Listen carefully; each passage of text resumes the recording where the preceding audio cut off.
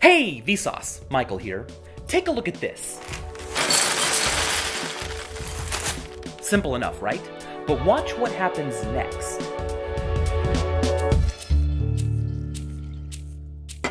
Okay, what the heck is this thing?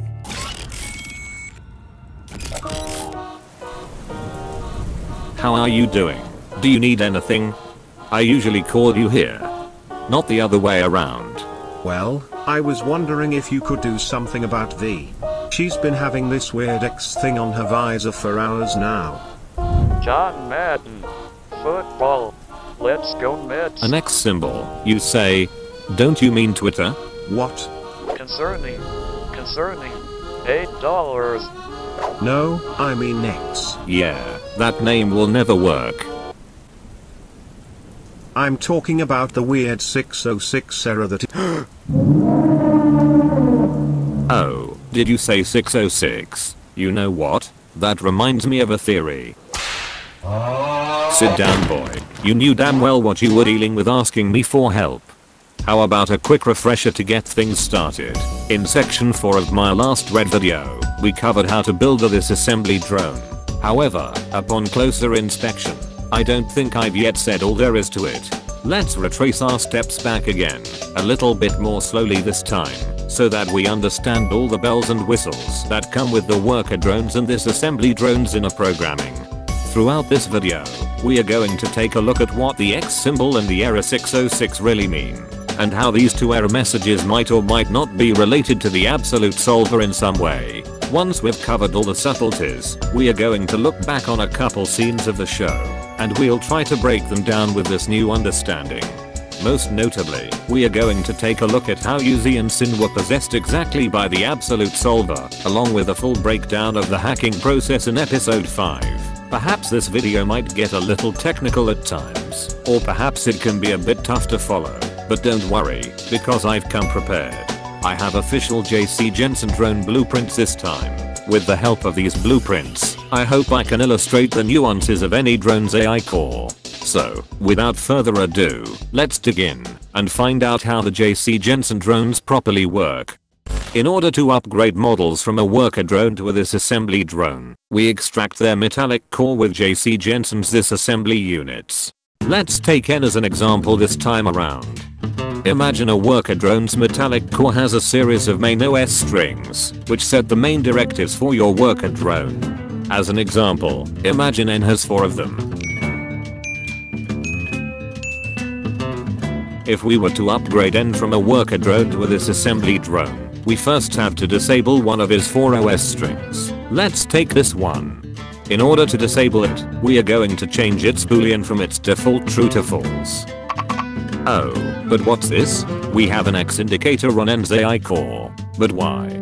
Well, this is to be expected, as we know from the zombie drones tape in episode 5. Tampering with an OS string in this way will cause the drone to temporarily display an X symbol over their visor. So, for the moment, there is nothing to worry about. So, what you're saying is that all drones have a series of default parameters in their core, and that once one of them is changed, the X symbol pops up. Precisely, yeah.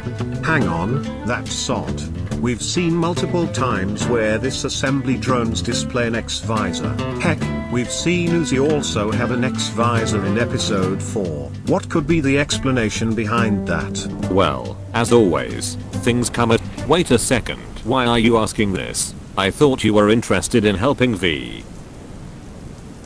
We'll help her after 10 minutes. Wow, you are a horrible boyfriend. But okay, I'll get to your question in a minute. Let me finish my explanation of how to upgrade models.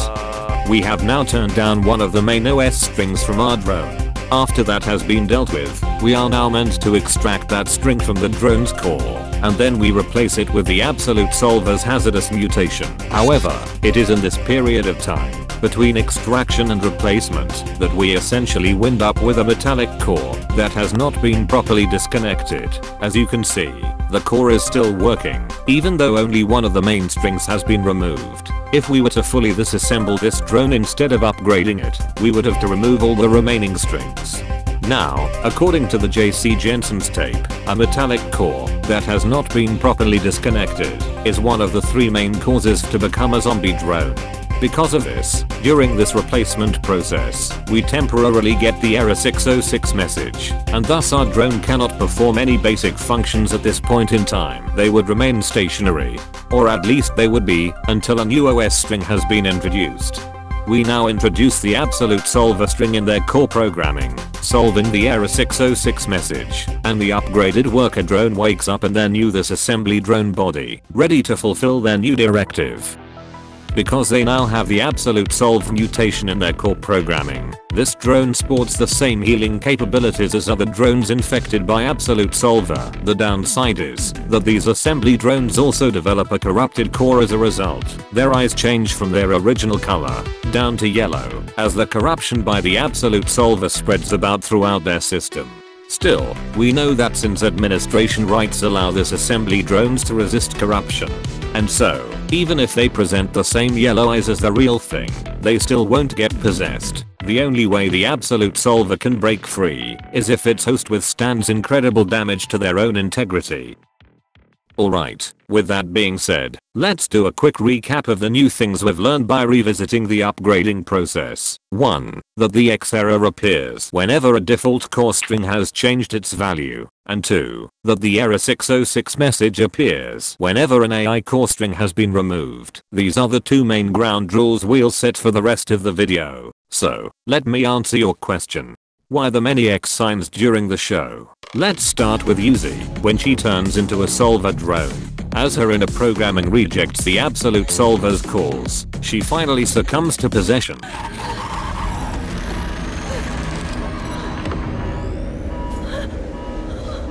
So, what is happening in here? Well, as we now know, when she's starting to turn, it is likely that all of her core defaults start going completely haywire, changing sporadically from true to false and vice versa, which causes the X in her visor. If we had to visualize the possession process, it would be something like this.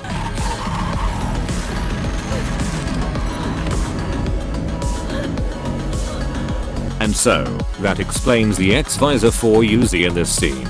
With that out of the way, what about the X visors we see for the disassembly drones? What could be happening in these scenes? Well, here's my take. I believe that the reason why we have X visors is because Cyn's administration program is blocking the absolute solver parasite from possessing its hosts. Let's try to picture how this administration program would work.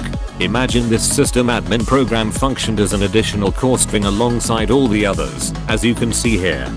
For every time the absolute solver attempts to control its new host in some way, the system admin program fires up and switches off the solver string temporarily, changing its boolean value from true to false.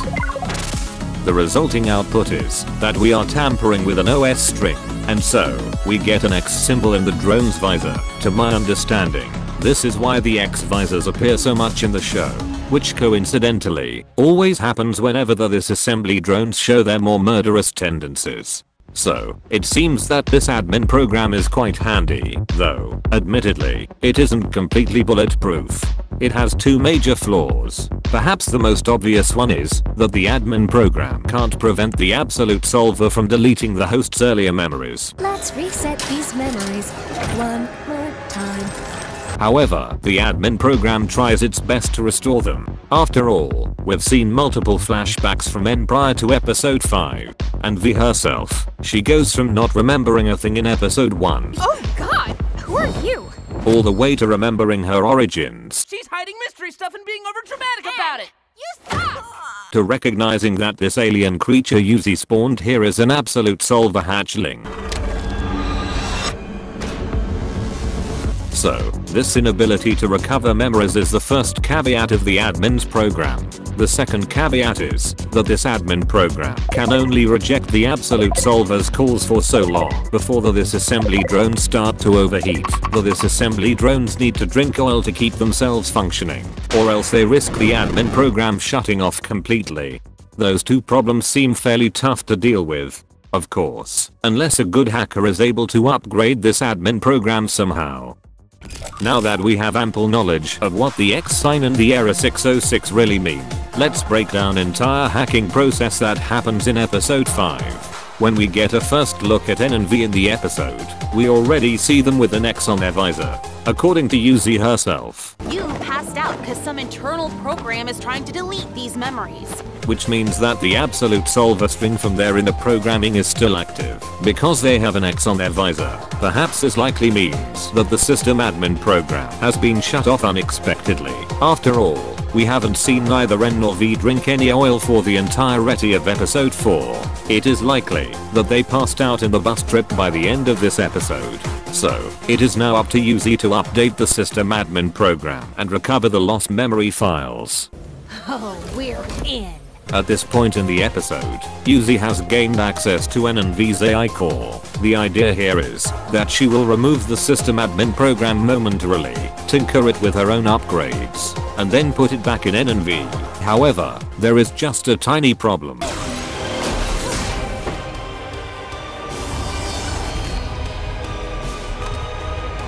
Doll enters in Uzi's room, just as Uzi has extracted the system admin program. With that string removed, N and V now display a 606 error message. Not only that, but in the middle of this kerfuffle, because the system admin program has been removed, N and V's absolute solver parasites see an opportunity to take control of them. This is the moment we see the solver symbol instead. At this point of the show, it's likely that the absolute solver has realized that Uzi is its most valuable host, and thus she needs to stay clear from any disassembly drone that might kill her later down the line. That is why, instead of possessing N and V, the absolute solver prefers a more definite approach to protecting Uzi. Let's just delete your OSs then. Execute. Uzi finally takes the upper hand. What is happening? After writing on the admin files, Uzi updates the admin program and puts it back on N and V. The error 606 and the solver symbol disappear as Uzi restores the memory files. So, that would be the entire hacking process. Is it a little clearer now? Surprisingly, yes. But there is something odd about all of this. Really? How so? Lord Drone, you said that an X visor happens whenever a core string's value is changed from their default, right? Yes. What's the issue? Episode 1. When the absolute solver first links up with Uzi, we see the absolute solver string in her programming change from false to true, but we don't see an X in her visor. So, what gives? Well, about that, it's true that we don't see any X visors, but that's because there is a few more things happening in this scene. Admittedly, the absolute solver's link-up process with Uzi is quite different than the link-up process with Cyn. In the case of best character, Completely disassembled drones may occasionally reboot from software death alone. and notice how Cyn was in a broken state back at the junkyard, yet still was able to reboot after the absolute solve mutation spread through her body. Perhaps she was a zombie drone at the time, given that her broken hardware state fits the second reason for becoming one. So, what about Uzi? Her case is a little different, as she's had the solver string since birth, developing until this parameter changes from true to false. But notice how there is a little more to this scene than just a change in the boolean. A couple frames prior, we see how the absolute solver tampers with Uzi's AI core at first. Then, we see that she has no admin program to protect her, as this next frame appears to suggest. And after this, we see the absolute solver create a series of folders. One of them is named corrupted, which has a subdirectory named T. In programming, T usually refers to test scripts you want to execute. Inside these tests subdirectory, there seems to be a script that requests some sort of self-destruct. It's possible that this request was for the solver default parameter to be overridden in such a seamless way that when the absolute solver string goes from false to true, no X appears in her visor. I guess that kind of makes sense. I do have another question though. Promise me you'll be honest. Is there any scene you want to look a little further? Why did Jay try to kill me with a virus in episode 1? Great. Of course he had to ask. I think you're better off not knowing. Lord Drone, please, tell me the truth. It's because she hates you. It was clear enough in episode 1. You know there has to be more than that. Brain blast. Hey, I've just fixed your girlfriend. You can now play happy games together or something. Don't dodge the question. Be honest with me. I can take it. Alright, honestly, you talk your way out of problems like utter crap. Perhaps Jay's memory loss, if she too suffered from it, could have played a role in her deciding to Roblox suicide you. But if you ask me, I think you gave her the wrong message. By siding with worker drones in this scene, you made her think your admin program failed, so that you've been exposed to full corruption by the absolute solver, and thus, she wanted to take no risks in letting you hamper the mission. Worker drones are corrupted, and that's why the company sent us. I hate to see you corrupted as well. But hey, speaking about the virus, why don't we quickly go over this thingy in a bit more detail?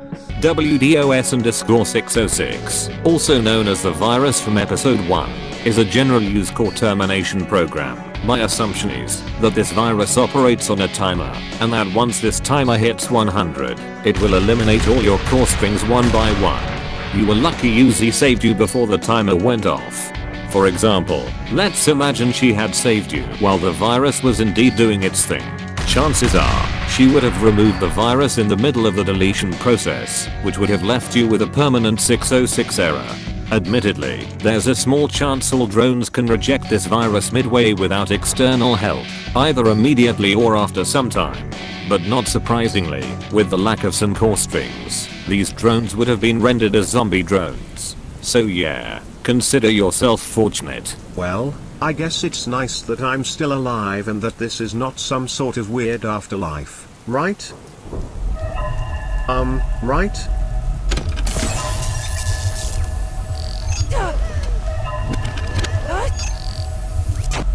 Hold on. Is that a fatal error message? The same one dead worker drones have? Don't worry, it probably doesn't mean anything. Lord Drone, tell me I'm still alive. Tell me that you're completely real, and that this is not the afterlife. Alright, that's all I have for today. Wait, don't cut to the outro. Thanks for watching. Before you type anything in the comments, yes, I'm aware Matt Pat from Film Theory has made a murder drones video. I have my opinions on that. You'll get to hear them in short format soon enough. Speaking of which, I'm likely going to upload a new batch of shorts and highlights before getting to work on my next video. It won't cover anything lore related, but it's likely going to be quite interesting anyway. Right then. See ya.